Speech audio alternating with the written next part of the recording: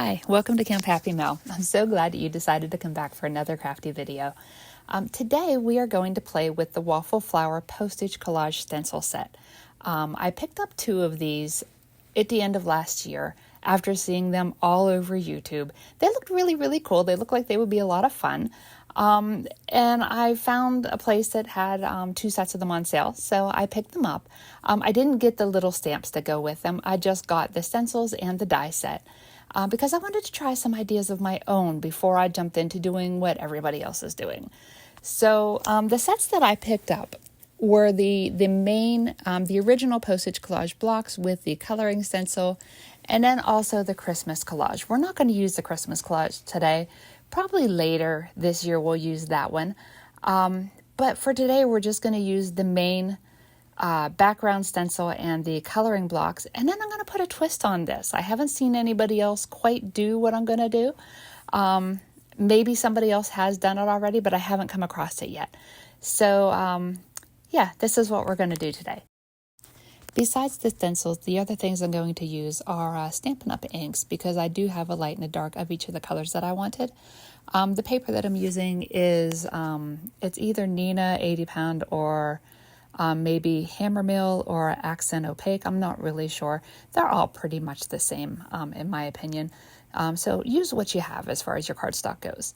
The mat that I just put that piece of paper down onto is the grippy mat that is out of the stamp wheel made by Altenew. You don't need to have that grippy mat. You can simply tape your paper down to your surface and use it that way. Or if you do have a grippy mat, feel free to use that.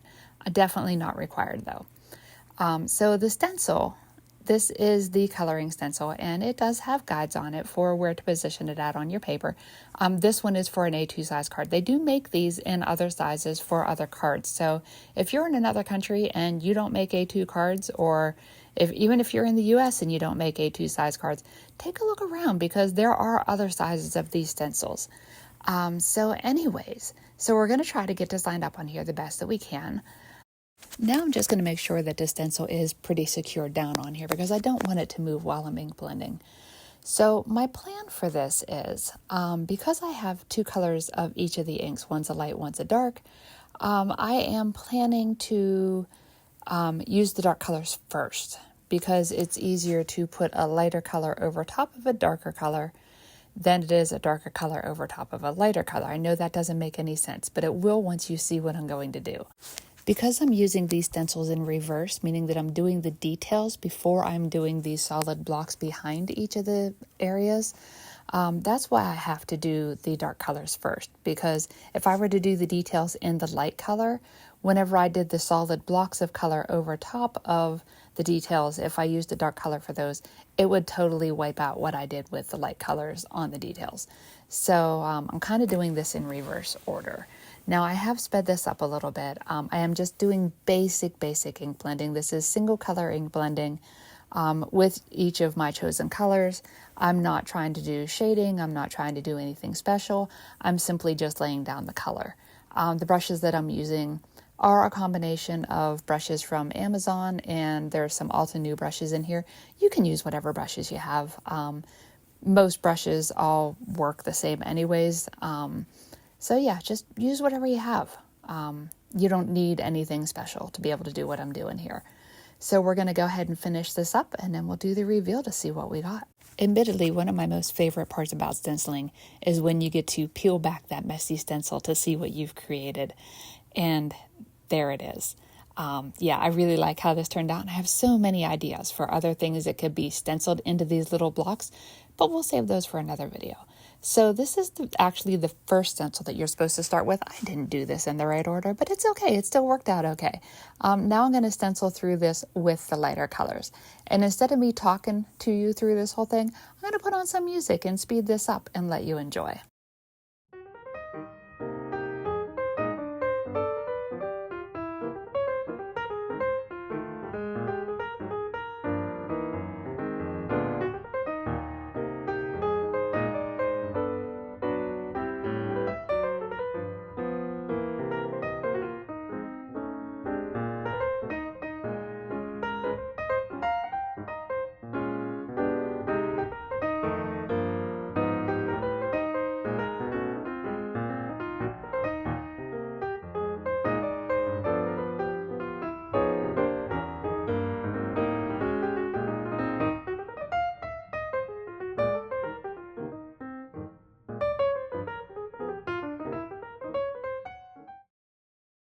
So you may have just heard me say that I did this in the wrong order, and that's not entirely true.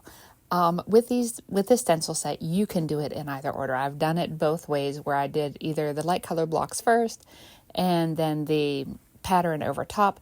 But this time through, I just got really excited about all the different patterns. And so I pulled the second stencil before I did the first one. And you see, it worked out just fine. I promise you, if you try it and do it either of the ways, it's going to work out great. So now we're going to do a little bit of die cutting. I need to use the dies on this to make these look like postage stamps. I mean, the whole point of this stencil set is to make cute little postage stamps on your cards. So that's what we're going to do. We're going to use that great little die. And man, I have so many ideas for that die and for making postage stamps on other things. And we're going to come back to those again in another video or 2 or 3. We'll see. But we are going to revisit this.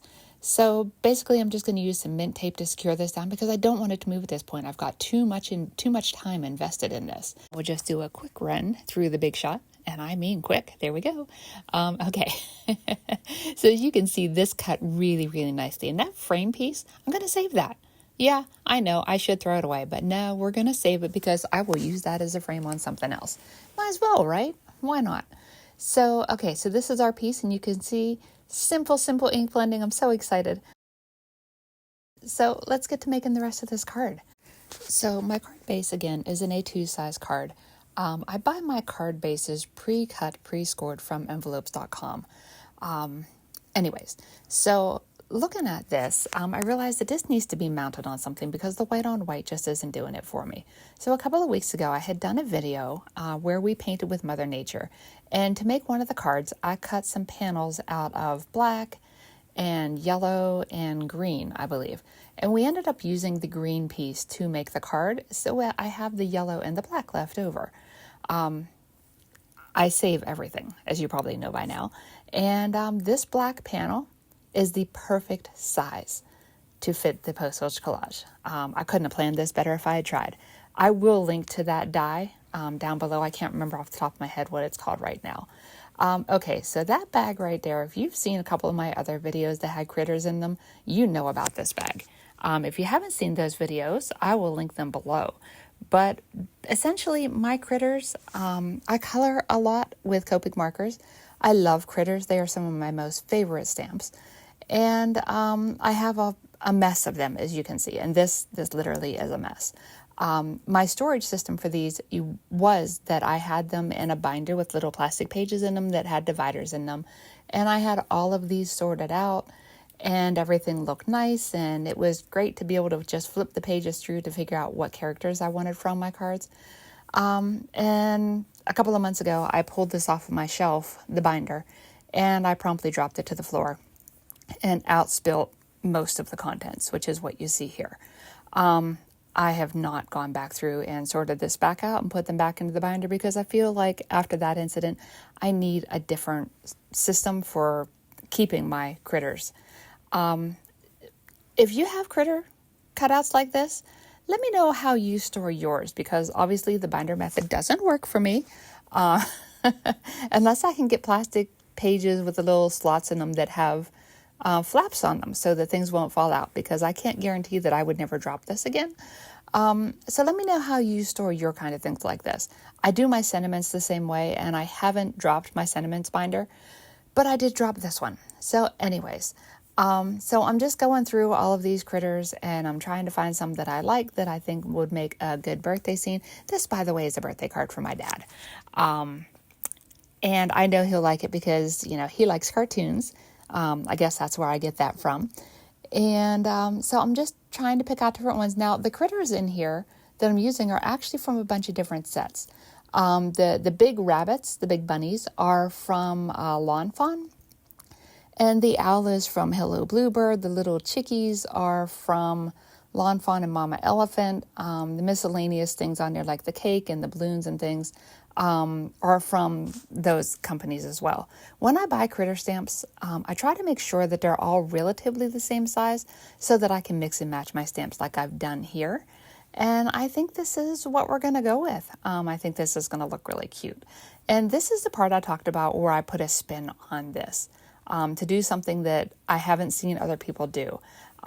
Most of the cards that I've seen made with the postage collage, people use the stencils as they're meant to be used, and then they use the cute little stamps, and the stamps are super cute. I'm still debating picking up some of the stamp sets. But anyways, I've not seen anybody do critters on top of them like this, or overlay die cut pieces on top of them. Maybe I just haven't looked hard enough. Most of the ones I've seen are whenever the new release of the next postage collage thing comes out, and then you see a bunch of videos for that, and everybody's kind of doing the same thing with them. But I wanted to do something different. And I have all these critters that I need to get something done with them so that I don't have to sort them back into that binder. I really need a different system. So I'm just putting glue on the back of this panel so that I can glue it down onto that black mat. The glue that I'm using is PVA glue from Amazon. It's a great glue. I'm having trouble with it clogging the nozzle on this little bottle. I think the nozzle might be too thick for it because it is a little bit thick. But anyways, we're just going to simply glue the critters down into the little spaces. I really should have taken a picture of where I was going to put all these, so I'm trying to remember from my memory where I was going to put everybody. So we'll see if I get it how I had it. But some of these I am going to pop up on dimensionals just to give it, a little variation. And man, those bunnies, those two big bunnies are from Lawn Fawn. One of my most favorite sets. It's a set called Party Animal. Lawn Fawn and Mama Elephant don't discontinue their sets, or they don't do it very often. So if you see critters on here that you're interested in, I will have links below to all of them. I believe that all of them are still available because a lot of these companies that I buy them from don't discontinue them, which is a beautiful thing. So that means that if you like this card and you want to make something similar, you're going to be able to get those stamps too. And there are lots of companies that make critter stamps out there. You don't have to have these ones. And I'm sure if you go digging in your stash, you just might have some critters that you can already use. So we're going to continue just popping some of these up and gluing some of these down. And that's basically going to be what makes up the front of our card. And I think it looks really cute with the stencil patterns behind it. I kind of covered up the purple, which was the butterfly, because the butterfly is a little large to be a critter on here. But that's okay. And like the hearts are going to get covered up too. But I mainly wanted the color on the backgrounds and the different patterns. I wasn't worried about what the patterns actually were. And we're just going to continue putting this together. And so far, I'm really loving how this comes together. So do you have the postage collage, any of the stencil sets?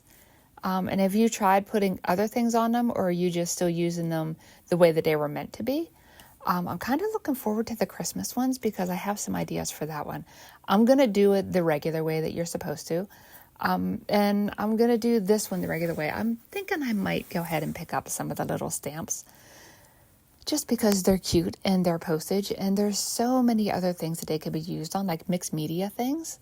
And the more that I sit here playing with this and putting these little critters onto this card, the more ideas are coming into my head, and I'm starting to think about other stamp sets that I have that have small images in them that I could overlay onto this same background that would make different cards, and how I could have used different colors on the background to influence other kinds of cards, like maybe some pretty die-cut flowers or something like that. Or maybe we could do something mixed media-wise. I mean, there's so many things that could be done with this set.